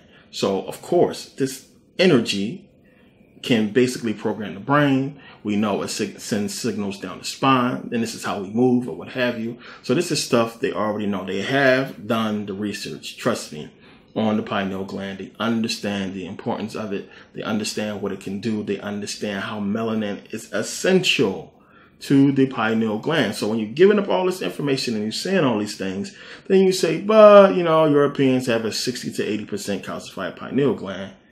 There's an issue, there's a problem. And a lot of people are not looking at that. And they're not saying straight out, African people, black people, well, they don't have this problem. They are genetically superior. Their babies develop faster. They are smarter. They are genetically stronger. Everything about them resembles the universe. And of course, this is not going to be said, but this is what people have to understand. This is what you have to know. And again, this is not information that was put out there for you to basically just get. And the reason why it's being put to you the way that it is secretly is because they don't want you to understand exactly what I was just saying. So now it's easy to see, the pineal gland having these crystals, inside of it. So when you understand the implications of how crystals affect light, how it can store light, this is huge when you think about the fact that we have this in the pineal gland, and he's telling you about the energy and light that our body produces and everything. So you can understand how these things can go hand in hand. So melanin is a huge part of all of this, because again, it is the driver that's going to get this energy and light to the pineal gland. And the pineal gland is going to get it to the subconscious to get you to start, activating it, to get you to start, bringing it together with your consciousness. So, it's a huge thing when you see that. Again, they're talking about in the article about, bioluminescence, the pineal gland actually lighting up. So this is one of the reasons why when they show the pictures of Jesus and, Krishna, what have you, they have that light, the sun behind their head. The pineal gland is the sun. This is one of the reasons why it has that. So you can see everything fits. I mean, it's just, there's no way. You got to get this. This is not bullshit. Everything fits. It all works. It's going to fit a lot more as we keep going. So this is what this is all about. But let's go back to the Garden of Eden. So then I love going to the Garden of Eden and getting into this stuff. So now, God basically didn't want us to get the tree of life and the tree of knowledge. If we did so, we'd become gods. So God didn't want that to happen. So now understand, the tree of life, the tree of knowledge of good and evil, is basically your spinal column and your brain. It's just that simple. When you look at pictures, they look just like trees. So the tree of life, the tree of the knowledge of good and evil, what have you, it's just your spinal column in your brain. So you have the tree of life, basically where your pine cone shaped pineal gland sits on. You have the tree of the knowledge of good and evil, where you have the reptilian lower brain, which is why the serpent is on a tree in the story, because it symbolized the reptilian lower brain sitting on the tree of your brain, which, looks like a tree. So this is what this stuff is all, getting into. So now your brain, or your pineal gland, I should say, sits in the middle of your brain, basically protected by the two cerebral hemispheres, which the Bible gives us the two cherubims that's basically protecting the tree of life and the tree of the knowledge of good and evil. So you have the two cerebral hemispheres and the two cherubims. Same thing. So it's giving you the brain right there. You have the brain that's like a tree. You have the cherubims protecting it. And you have the tree of life. You have the tree of the knowledge of good and evil. So metaphorically, if you really want to get into in the Garden of Eden, it's breaking down the brain. As I said, we fell because of the lower brain. So you have the lower brain sitting on the tree of the knowledge of good and evil. That lower reptilian brain would be the evil, or, bird brain, limbic system, prefrontal cortex, or what have you, would be the good. So you have good and evil basically on the tree of the knowledge of good and evil. You have basically the pineal gland being on the tree of life. And this is what God is protecting us from. So it's easy to see when you start breaking down the story metaphorically. What it's talking about is talking about the brain. So now Led Zeppelin, wrote a song called Stairway to Heaven. Everybody knows about this song. When you play it backwards, it's a song to Satan. Everybody heard about that. So why did they make that song? Stairway to Heaven is actually a Masonic saying. It's something that you learn about in the 33rd degree of Freemasonry. Now, the stairway to heaven is actually your spinal column. Plain and simple. Your spinal column has 33 vertebrae. 33 vertebrae leading up to, the brain. So again, we know Satan is on the tree of the knowledge of good and evil. So you have these stairs leading up the spinal column, leading to the brain, or to the reptilian brain, to Satan. So thus you have the song to Satan when you spin it backwards. So you have, 33 vertebrae, you have 33rd degree of Freemasonry, you have 66 books of the Bible. And we know that King James was a Mason. They put together the Bible. They hid all that Masonic information within the Bible, which is why you have 66 books. Masonic, it's all Masonic. And we know Jesus, everything about him, deals with Freemasonry. Just that simple, as I did a video on. So it says in the song to Satan that he will give you 666. So you have 33 vertebrae, 3 and 3 is 6. 33 degrees of Freemasonry, 3 and 3 is 6. You have Jesus, who died at 33. You have 3 and 3 is 6. So he will give you 666. It's talking about all this stuff. When you start going back, if you got into this stuff, when I was studying Aleister Crowley, I was really into, and by the way, they wrote that song in Aleister Crowley's house. They bought his house and wrote that song in it. But when I was studying Crowley, I got into heavy metal hard, really started getting into the music because I wanted to really learn and listen to what they were saying. Ozzy and Led Zeppelin and, Queen. Queen got some crazy songs. And really start getting into the music because it's so much hidden in a lot of their music. And I really, if you can put up with it, I liked a lot of their music, to tell you the truth. But I really encourage people to listen to a lot of those songs and really start decoding, because it'll help you, in your brain, to get into your brain and you start thinking about stuff. You'll be doing research and that song will pop into your head, or something that they said. And you'll be like, that's what it's talking about. You can never have too much information, trust me. But there's so many different sayings, so many different phrases, so many different things that we can go into that's going to lead you to the understanding of melanin and the brain. It's going to lead you to the understanding of Kundalini energy and the understanding of how melanin is important to all of this. So when you have people like, Alice Cooper and Queen and all these white folks doing these songs who don't really understand what it's about, you got to understand, when a lot of these initiates come into Freemasonry, they have no clue. They just, I'm a Mason, what have you. You do not get this knowledge I'm giving you till you get to the 33rd degree and beyond. It's just that simple, because then if you got this kind of knowledge at that level, I mean, it changes a lot. It makes you really start to call into question a lot of things that, you're doing. And it's so many people who just have no clue about this stuff. And you can imagine how a person would think if they're white and they came into this knowledge that I'm going to give you here, or what we talked about at the end of Buddhism too, about how the melanated black person is needed and is essential to basically going to heaven, or to basically ascending to your purpose, in creation. So, when you start digging into Jesus and everything about Jesus, when you start digging into the people that surround him and things that surround him, you're going to find that it shows up a lot in math, physics, astrology, and of course Freemasonry, which Jesus is just surrounded with it. He's a Mason, he's a Mason, just that clear and simple when you start really getting into that information. So, it's really, really clear to see. Now, Jesus was crucified in Golgotha, which is the place of the skull. So we know Jesus is the son of the pineal gland. The place of the skull is where the pineal gland sits. All of it goes back to the pineal gland, goes back to melanin.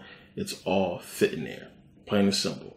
Now you have Jacob's ladder. What is Jacob's ladder? It's the same as the stairway to heaven. It's your spinal column leading to the pineal gland, to the brain.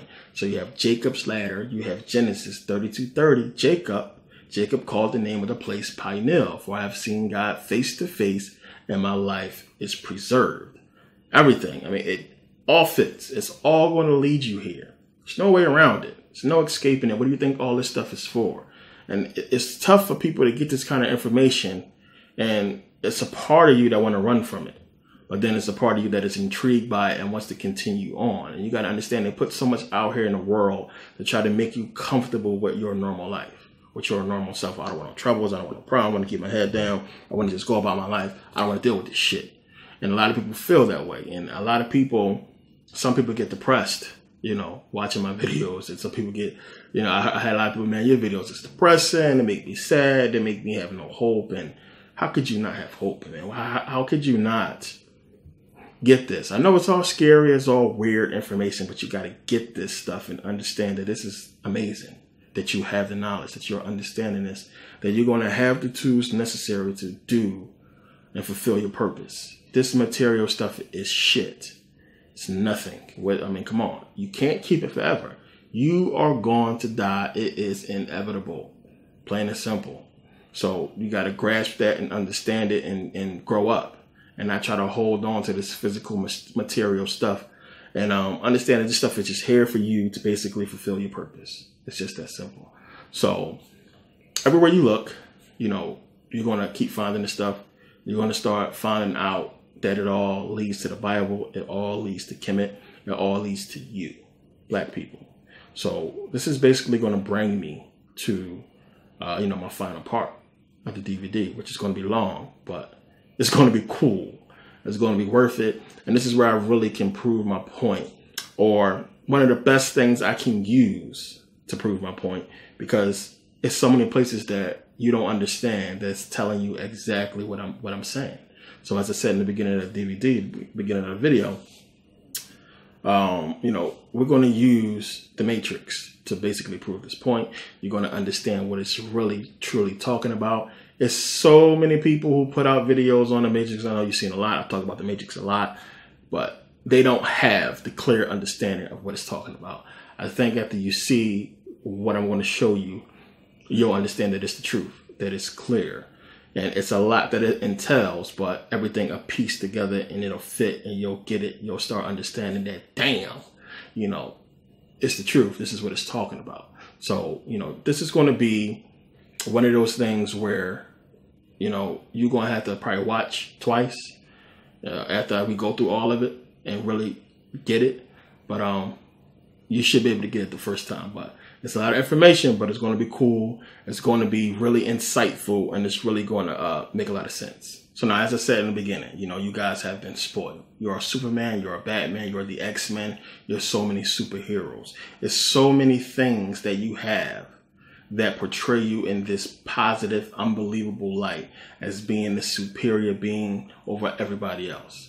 And the fact that Europeans are in power is another thing that just gives you this validity, and a lot of people are arrogant of that, and this ego that's going to keep people from really grasping this kind of information. And the only way you can really convey it to them is to do things like this and put it into things that can be proven and seen and stuff that they know about. So The Matrix is just one of those movies where everybody knows it's talking about hidden stuff and that it goes into a lot of things. But you got to understand, when I'm talking about, the Europeans needing to reincarnate back into a melanated body, you have to understand that esoterically in the occult, this is the sum of all that information. It's giving you that. This is what it's telling you. When you put it together, when you start getting into the information, the main thing, one of the biggest, deepest secrets that is hidden, that it's almost impossible to figure out. I'm not going to say I'm just super genius or what have you. It's right there in front of your face to tell you the truth.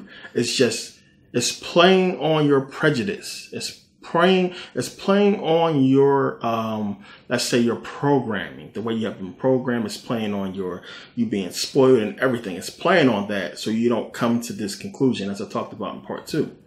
But it's playing on all that.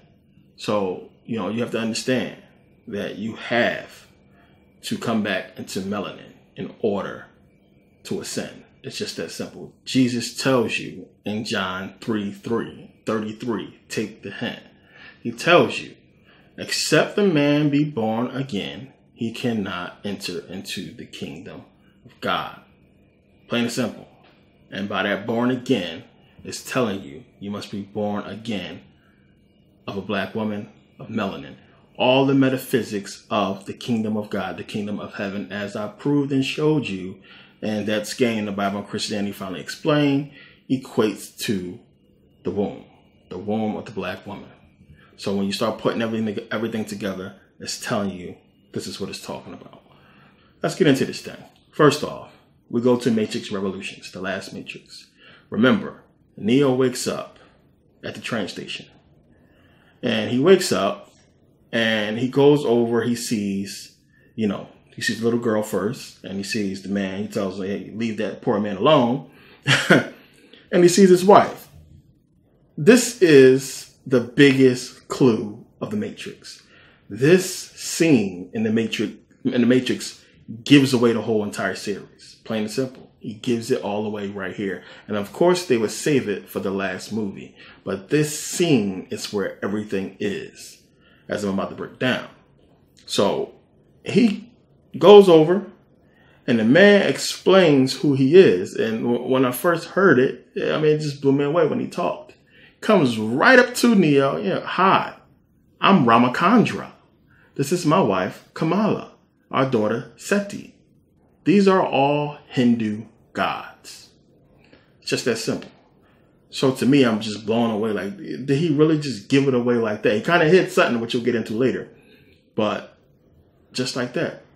So when you understand these Hindu gods, you can start really from the last Matrix Revolutions, from the third movie, you can start breaking down everything else. Everything starts to unravel when you start to understand what he's representing. Now remember, he comes over, he says, I'm Ramachandra, and we know Rama, which would be short for Ramachandra, he is dealing with reincarnation. Rama is more well known for incarnating as Krishna. He is the 7th incarnation of Vishnu. And everything about Rama deals with reincarnation. So that's one of the first things that blow you away.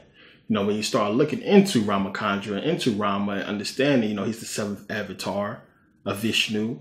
He incarnated as Gautama Buddha, as Krishna. So it starts to get you, digging into things. So what was his job? What was the job of Ramachandra in the Matrix? He was the power plant systems manager for recycling. Think about that. So you have Ramachandra dealing with reincarnation into, different gods. You have this Ramachandra basically dealing with the same thing, reincarnation. So let's go back to the Matrix 1. So the power plant systems manager for recycling. Go back to Matrix 1, Cypher. Remember, when Cypher was having a meeting with Agent Smith, remember what he said. And I'm not going to be able to play the actual Matrix scenes, of course, because of copyright. And they've been on my ass. I know they're probably watching my shit. And I don't want them to find one little thing to be able to sue my ass over because I'm putting out this information. But I know the rules. I follow the rules. Other rules as well. And anything I do put in my videos, my DVDs, meets fair use. So it's all cool. So, yeah, but I can't put the Matrix in there. I wish I could. It would just stand out more. But you can go and Google these clips. Now, as I was saying, Cypher, when he's having the meeting with Agent Smith, when he's about to basically betray the rest of the guys, what does he say? He said, okay, I get my body back to the power plant. You reinsert me into the Matrix. So you understand that the power plant is where Neo woke up at, where all those bodies was. So you got to make sure you make that connection. And understand when it's talking about reincarnation, when he's talking about the power plant system manager for recycling, he's talking about recycling the bodies and the souls of the people. So Ramachandra is all about reincarnation. This is dealing with reincarnation. This is the first biggest clue about everything. Everything else is just going to fall into place. Now, also remember Morpheus explaining that the dead is fed intravenously to the living. So you have the recycling of the bodies to the living and the recycling of the energy or the soul into the new fetuses, the new babies that they was growing in those fields. So again, Ramachandra representing the reincarnation. You see it, it's clear. So now when we go and look at Rama, it's saying here, Rama is a Vedic Sanskrit word with two contextual meanings. In one context, it's found in Atharva Veda, and Veda basically means knowledge. Atharva Veda basically means the process of everyday life. Atharva Veda states, Monir Williams, who was professor, it means dark colored black. So it's basically saying Rama, and Monir Williams, who was an expert in Sanskrit and expert in Hindu studies, he's saying that Rama means dark colored black, and is related to the term Ratri, which means night. In another context, as found in another Vedic text, the word means pleasing, delightful, charming, beautiful, lovely. So we have Ramachandra dealing with reincarnation. You know, take the hint. Ramachandra, reincarnation. When we look at Rama, it's dealing with black, it's dealing with dark or dark skin. Take the hint. So we go to Kamala, which Kamala is short for the Hindu god Kamala Mika. I ain't going to be saying that whole name the whole time. I'll probably say Kamala because it's Kamala for short. Now, Kamala is the Hindu god of creation and consciousness. Whenever you see her, she's always depicted with water and with a lotus. You know, a lotus is called a water lily. So you have Kamala, you have the lotus, you have Osiris, you have the lotus, you have a bunch of other Egyptian gods in the lotus. The lotus is a symbol for rebirth, plain and simple. So Kamala is dealing with rebirth, just like you have Ramachandra dealing with reincarnation, rebirth, reincarnation, same thing. It's giving you a hint here. It's telling you something. So when you understand the lotus, let's look up what the lotus symbol really means. It says here, the lotus symbol, the water lily. Discover the history and religious beliefs surrounding the lotus symbol, which was one of the most important religious Egyptian symbols in the mythology of ancient Egypt. The lotus is used as a symbol in ancient Egypt art, representing the sun of creation, rebirth, and was a symbol of Upper Egypt. As a symbol of the sun, it is closely associated with Atum Ra, the sun god, and later Nefertum, lotus god of perfume. Lotus flowers, also called water lilies, open in the morning and close again at night, symbolizing rebirth and regeneration. The lotus flower water lily was also used to symbolize the deceased upon entering the underworld and the process of rebirth, regeneration, and reincarnation. So now Kamala, what was her job? Her job was interactive systems manager, which basically is like the consciousness or the energy, the consciousness of the computer, you might as well say. So you have her job, her itself, the Hindu definition of Kamala, the Hindu god dealing with reincarnation, just like you have Ramachandra. I'm going to save Sati, the little girl, for later, for last, because there's a lot of stuff we got to get into in between to understand her. Because remember, as we don't see Ramachandra and Kamala, we know in Revolutions at the end, we see a couple more parts that you have Sati. It's a reason for that. So we'll explain her later.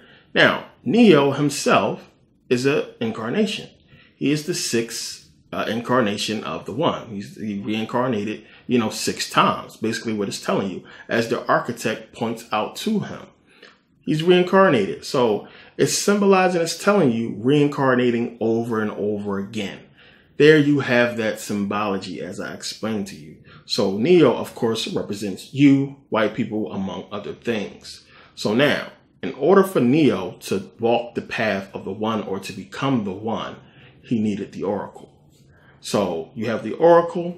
The Oracle sends him to, the architect. Everything that she was talking about in part 1 and then in part 2 and everything, Matrix Reloaded, was to get him to the source, which she said, you have to go to the source. That door light, you've seen it in your dreams. What did you see when you walked through it? And he explained he's seen Trinity fall or what have you. So she leads him to the architect. Now, Seraph gives away who the Oracle and the architect is, which the Oracle is the black woman. Just that simple. She's black, but she represents the black woman, period. Now, Seraph gives away the architect as well as the Oracle as far as their relation and his relation. So you have the architect and the Oracle representing yin and yang. Now, you have Seraph, who also represents yin yang, plain and simple. So Seraph gives it away because he's Asian. Remember, the key maker was Asian as well. The key maker was who Neo had to get to the architect. So both of those Asian guys gives away the yin and yang that is talking about with the architect and with the Oracle. Now remember, she said in Matrix Revolutions, the last Matrix, she was saying to Neo that his job is to balance the Matrix, and her job was to unbalance it. So you have the yin, which is negative female energy, and you have the yang, which is masculine male energy, and you have yin yang. This is what it's doing. His job is to balance. Her job is to unbalance. So it's giving you that. So when we're talking about yin yang, we know we're talking about Kundalini, which we'll get into. So we can see as you're going through these steps in the Matrix, it's breaking down. Everything that we've been talking about so far is giving you these things. And then wait to the end, but you can put some things together in the first and second Matrix. And it's giving you the pieces to bring you to this overall conclusion. So we see the yin-yang symbol being black and white. We see yin representing the black woman. She's black. The yin sign is black. And we see the architect representing yang. The symbol is white. He's white. No coincidence there. That is obviously clear right there. So you have the Oracle. You have the architect. And you got to understand the doors. What the doors are about. Neo, remember, through the Matrix, these doors he's going through. The doors represent Masonic initiations, which Neo was going through in the first and second Matrix, plain and simple. So when he walked through the door to get to the architect, was the 33rd degree, you might as well say. The architect is, of course, a Masonic saying. It's all about the grand architect of the universe, represented by the square and the compass. It's all Masonic. That is clear. That is easy. So in Masonic initiations, you actually walk through doors. You go through doors and you knock a certain amount of times. There's a lot of rituals and Masonic initiations and levels that deals with doors. It's just that simple. So that's another easy given that is giving away the Masonic connection. So you have in the first Matrix, Neo running, going through a door 303:33, take the hint, where he's shot and killed by Smith and he is reborn. Another major hint right there. So 33, take the hint. Everything is fitting into what we've been discussing so far is right there. So you start putting all the pieces together and everything starts to come a lot more clear. So now Neo, again, goes through the door, talks to the architect. This is symbolizing 33 degrees, 33rd degree, even though he became that when he walked through the door and got killed and was reborn. When you know about Masonic initiations and rituals, you know that happens in Freemasonry, where you lay in a casket, symbolizing death and rebirth. All that is done. So the Freemasonry symbology is right there, clear as day. So the architect basically tells him what I'm telling you. Tells him about him being the sixth version. Now, in the 33rd degree, as I discussed, you learn about the Stairway to Heaven, Jacob's Ladder, what have you, the spinal column and all this stuff. So he's telling Neo that, you are the sixth version. You need to basically go back to the source, where you'll be allowed to select 23 people, 16 female, 7 male, to basically rebuild Zion. Now, the numbers give it away. So now remember, too, as well, the Oracle tells Neo that he needs to return to the source, where the path of the one ends. The path of the one ends. So he goes to see the architect. This is where the path of the one is supposed to end. The architect tells him the same thing. You have to basically pick, 23 people, 16 female, 7 male to recreate, Zion or what have you. And the numbers is what's given away in the way he says it. He says 23, 16, 7 numbers. So we're talking about reincarnation. We're talking about people being born. You got to pick people. So the numbers give it away. You have 23. You have 16 and 7, which will give you 23.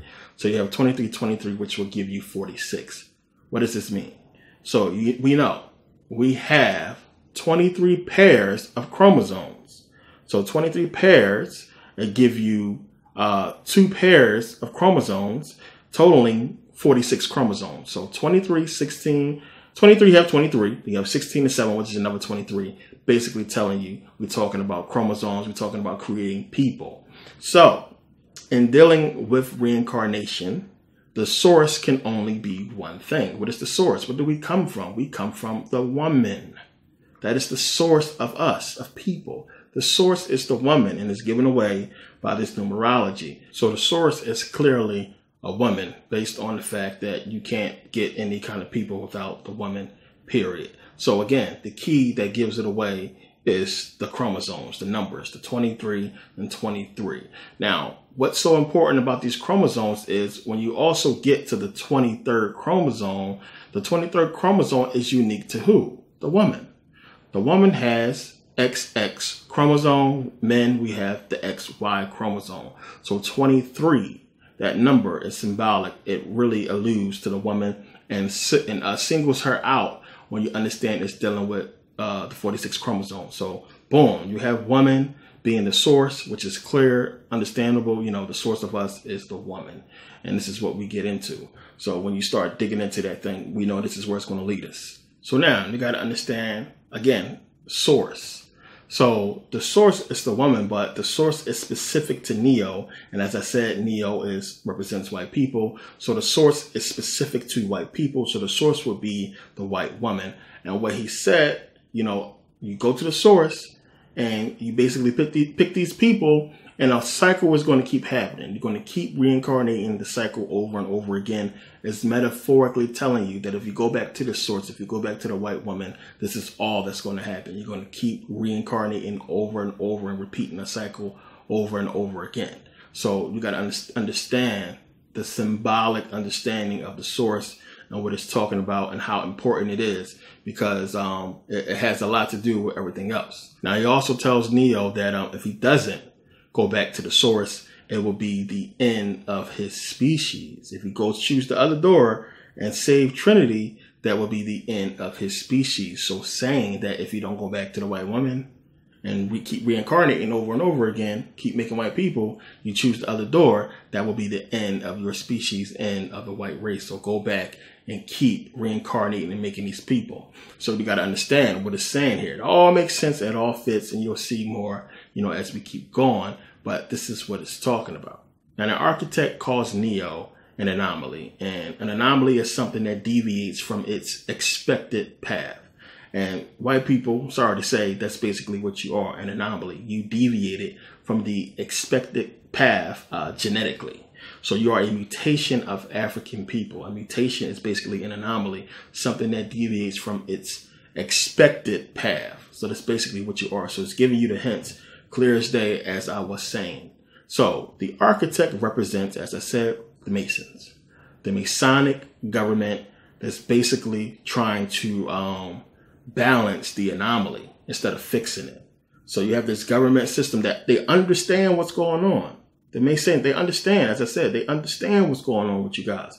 But instead of them fixing it and coming back to melanin, they're trying to balance the situation. Oh, we're just going to rule and take over. So you got to understand, in the Matrix movie, the architect representing, the government, representing Masons, the architect in the movie, they created the program called the One.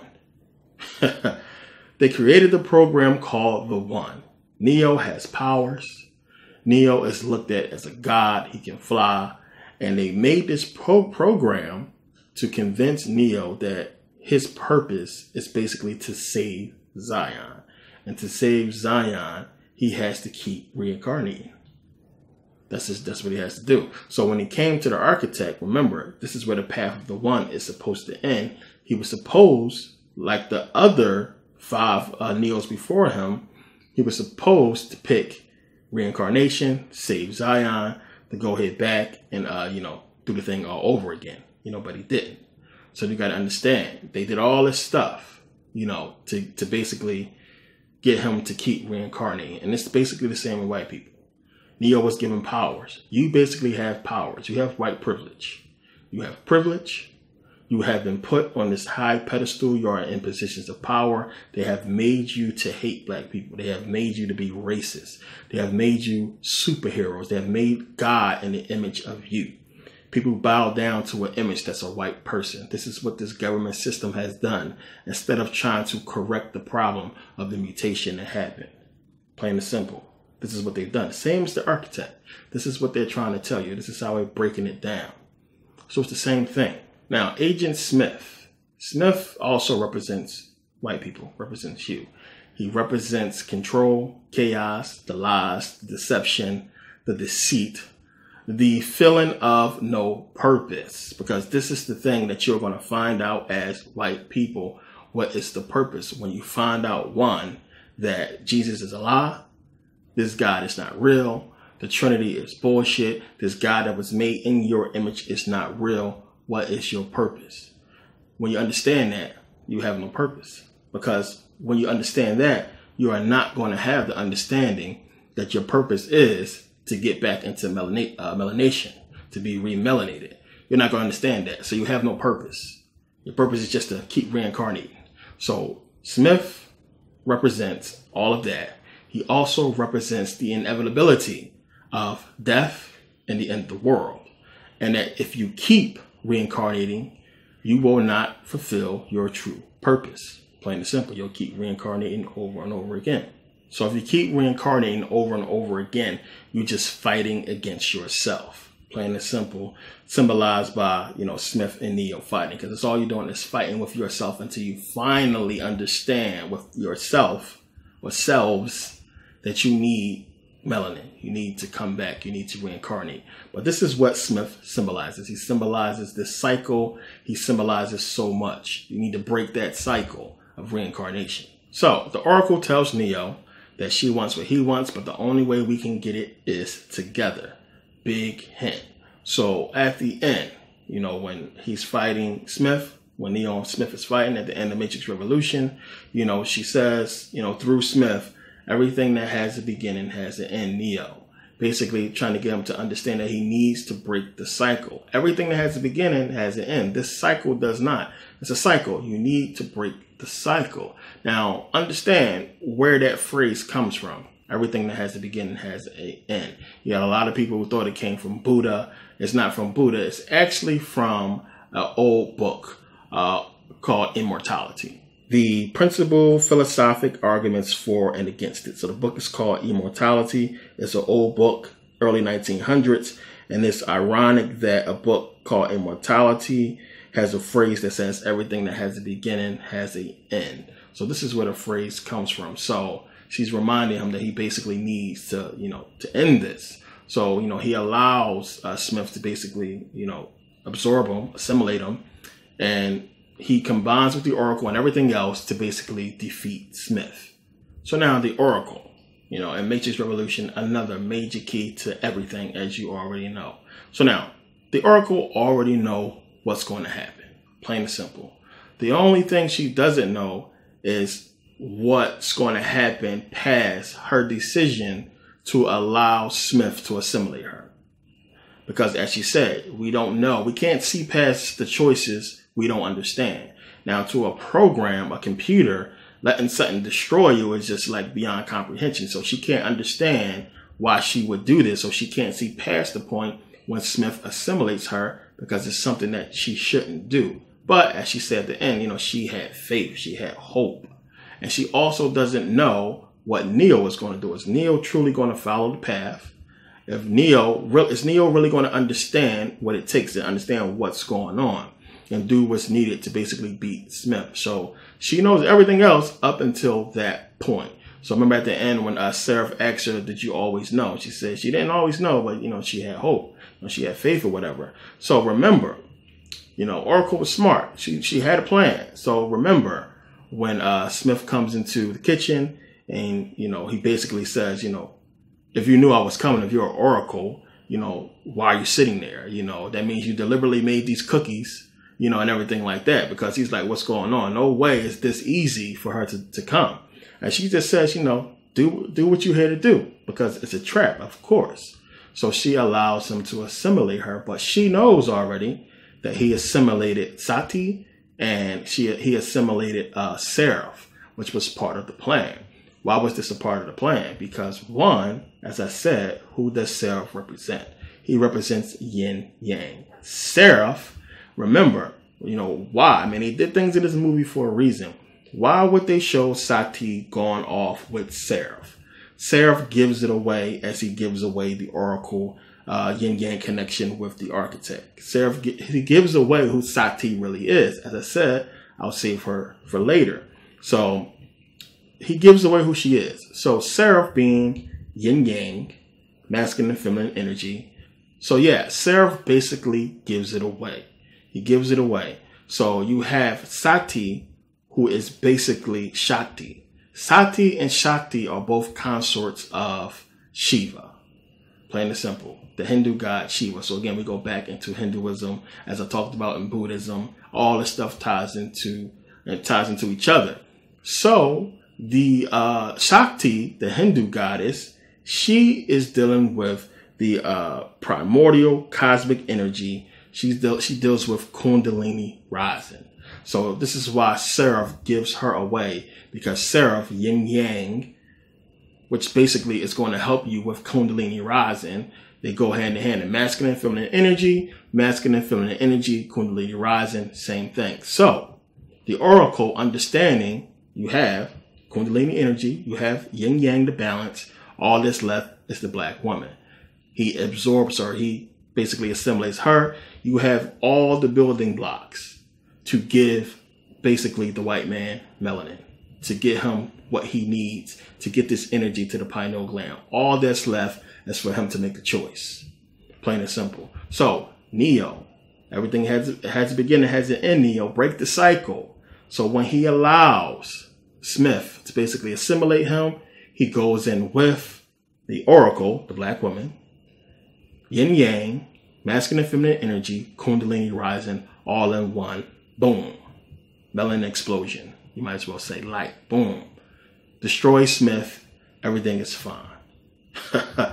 Basically what it's coming down to. I'll take my bow now. That was a mouthful. But that's basically what it's telling you. That's basically what it's talking about. Everything fits. So now also remember, what did Sati do at the end? Remember, she made the sun come up. And she said, it's for Neo. Now, and they said, yeah, will we see him again? And she said, I suspect so. Why? He's being reborn. The sun rising symbolizes rebirth, but also Kundalini rising. She said it's for Neo because now Neo has the sun. He has the pineal gland. He was reborn. Also, remember when Trinity and Neo is basically going to the machine city and they go up above the clouds. What do they see? The sun. Beautiful sun. Symbolism here. What happens after that? Trinity dies. She dies. The whole ship comes down. Boom. It's over. Symbolic. It's all symbolic. And I hate to say it like this, but it's symbolic to the white man saying, in order for you to get the sun, true God, Kundalini rising, all that, you got to get rid of the white woman. Plain and simple. It is also saying, when you look at Trinity, she loved Neo, but she followed him to her death. And that's what it's saying. If you keep following this white man, he is blind. Neo was blinded by who? Bane. Bane, the bane of his existence. White man, who was Smith. The bane of your existence is this white flesh, this white man. That's the bane of your existence. You have to get rid of it. So to white women, the same thing. You keep following this blind white man, he's going to lead you to your death. And I ain't trying to be nasty or nothing like that or be funny, but I don't think it's a coincidence that she was penetrated by steel rods, black steel rods. So I ain't trying to be funny, but they crazy for doing that. But this is what they're trying to say. This is what they're trying to say. So you got to understand, the true savior is us. Plain and simple. Masculine, feminine energy. Kundalini rising. Melanin. You need to be reborn into a melanated person. Understand everything that it's giving you. It's giving you all the hints. It's talking about everything. So when you look at the Matrix, when you look at the movie, Neo was helped by black people. Plain and simple. It wasn't for the Oracle, black. Look at everybody. Look at the cast. You have Morpheus, Neo. We have Morpheus. You have the Oracle, black. You have, if you remember from the first, Tank and Dozer, black. All these black people is trying to give you the hint that you need these black people to help you. But also it's giving the hint of unity. That together we need to do this. We need to make this happen because it's for a better good, for, common good. And I know it's going to be a lot of black people that say, well, why should we help them? Why should we help these people? Because they need to come to this understanding, because believe it or not, when this happens, and I don't like to get into all this talk, a lot of people will talk about, the earth jumping to the fifth dimension and everything like that. To me, the end of the world is the end of the world. A lot of people are going to die. A lot of people are going to reincarnate, and a lot of them will be black. You have to understand that, because they are not getting this information. They ain't treating their bodies right, and they will not be able to make the shift from the third dimension to the fourth dimension. To the fifth dimension. It's just that simple. So black people are going to get stuck here, and white people need to get this into their consciousness and either do what's right and reincarnate, get melanin back in them, or get this knowledge in them. So eventually, when they do come back to whatever is here, they have some kind of knowledge. And because, this knowledge is going to need to exist. They're going to need to be able to tap into it and recall it, because you might get stuck because you're bullshitting. A lot of people might get stuck. You have to get this. I know it sounds crazy. A lot of people still don't want to believe it after all the proof. A lot of people think it's a joke. But to me, I don't really get into all that, because the end of the world is the end of the world. It don't matter how it happened. It's going to happen. What I'm giving you is the knowledge you need to get the tools you need to go to where you're supposed to go, to fulfill your purpose. Plain and simple. Because the shit is going to happen. It's inevitable. Plain and simple. Whether you believe it or not. You can look at the reports about the sun and everything like that. And, people talking about a host of crazy stuff. It doesn't matter. The end of the world is going to happen. And the dimensional shift and the evolution, the elevation, I should say, of the consciousness of the earth. If you can't grasp that on how it'll go from a conscious to a physical, Yeah, you're just not going to get it. But you need to do what you need to do. You need to get this knowledge in you. You need to have it so, as they say, when you die, your life flashes before your eyes. And a lot of people in esoteric circles will say that is your soul accessing what they call the Akashic records or whatever. And in those records, which basically be everything you know, but when you go on, your life flashing before your eyes, this knowledge needs to pop up. And it needs to be a connection, which result in, explosion of knowledge, which will give, you that power, the one. You will be knowing, you will know, this is, I don't need to reincarnate. I don't want to reincarnate. Let's not go back here. Let's not go back here. So it's a lot that's going to happen. It's a lot that's going to go on. A lot of people need to understand this. And you got to understand, when people was doing their research, when Crowley, if we start reading about the end towards Crowley's life, he found this out. He found this out. He knew it was a certain point he couldn't go beyond because he wasn't black. And he started drinking and just was, indulging in lower brain stuff. Sex, drugs, rock and roll.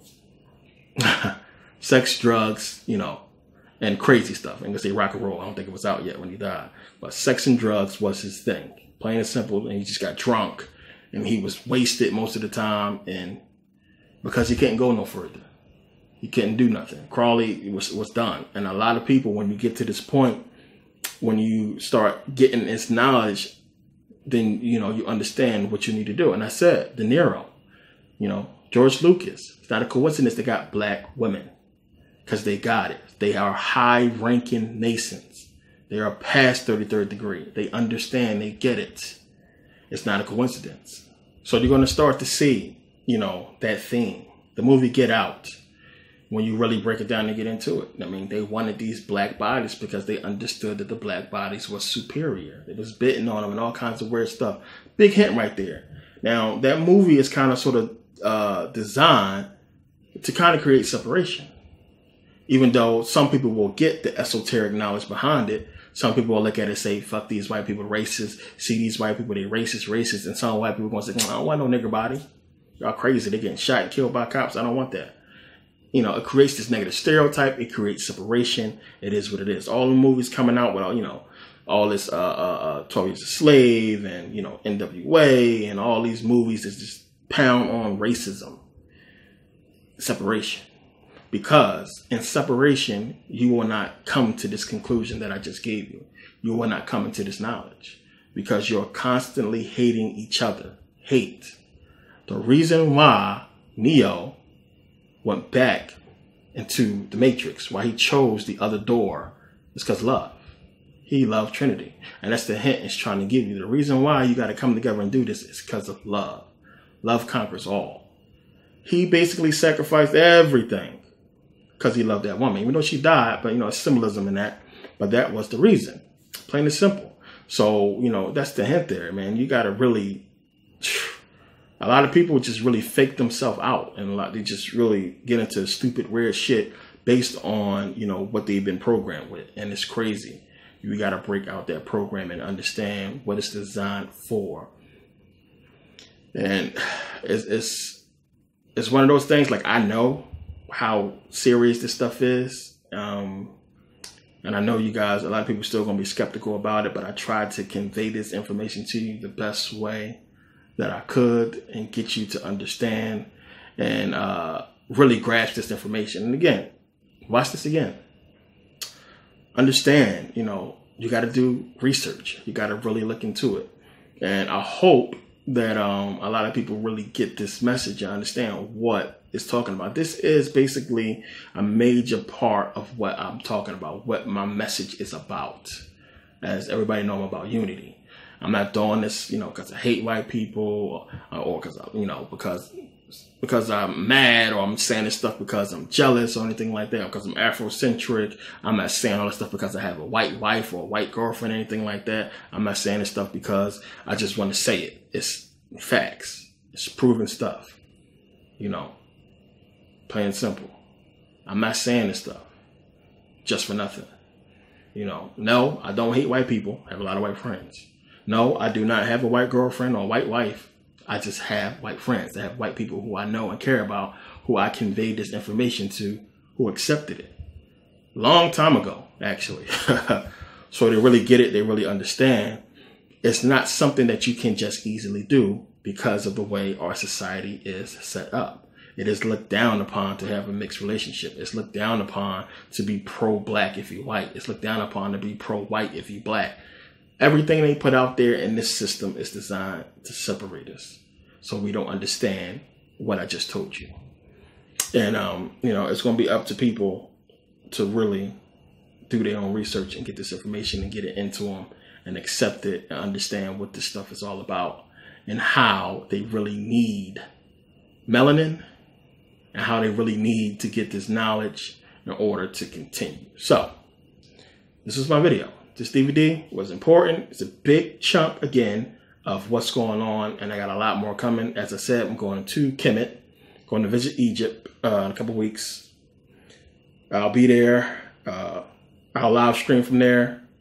You guys who made it to the end of the DVD, definitely comment on Instagram about the video, what you thought, what have you. Comment on Facebook, or comment on YouTube as well. Leave some comments. Let me know what you guys think, and if you really understand what I'm saying, because a lot of people just not gonna get it. This shit gonna go over a lot of people's head, and they gonna be thinking a bunch of stupid shit instead of paying attention to exactly what I said, because I can't lay it down any more clear than that. So yeah, I want to thank you guys for taking the time to watch, for purchasing and supporting. I really appreciate it. And yeah, I have a lot more to come. I'm really going to go hard and getting these videos back on YouTube as I used to. I just didn't have time. In the process of moving again, in the process of doing a lot of things. So I'm kind of backed up, and I wanted to get this out. And because I know a lot of people was hung up at the end of Buddhism too. And this one is definitely going to connect the dots for those who didn't really get it. So this had to come out, and a lot more to come. But yeah, thank you guys for taking the time to watch. See you guys next video.